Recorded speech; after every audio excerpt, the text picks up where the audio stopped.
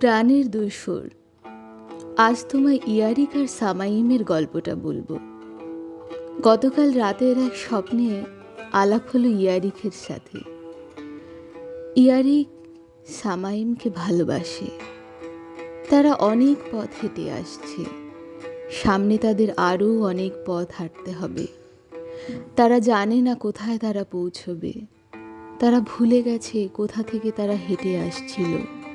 শুধু মনে আছে সে যেন বহুকাল আগের কথা। তবু দুজন দুজনের সাথে প্রতিটা মুহূর্তই যেন কম মনে হয়। গতকাল হাওয়া বেশ ভালো ছিল, বালিঝড় ওঠেনি দুদিন ধরে, সাথে জলও আছে যথেষ্ট, আকাশও পরিষ্কার, চাঁদ উঠেছে ঝলমলিয়ে, সন্ধে থেকেই গান বাজনা চলছে। সামাইম সেই গানটা ধরল।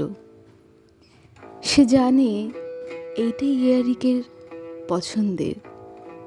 ইয়ারিক দূর থেকে শুনছে, মাঝে মাঝে আর চোখে সামাইমকে সে দেখে নেয়।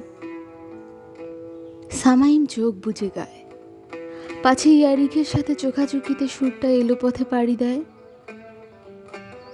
তারপর রাত্রে তখন সব শান্ত, তখন সবাই ক্লান্ত হয়ে ঘুমের কোলে, তখন শুধু দুজোড়া চোখ জেগে আছে একে অন্যেতে নিষ্পলকে। ইয়ারিক তখন তার চুল খুলেছে, তখন সামাইমের বুক ছেয়ে ইয়ারিকের বাদামি চুলের ঢেউ।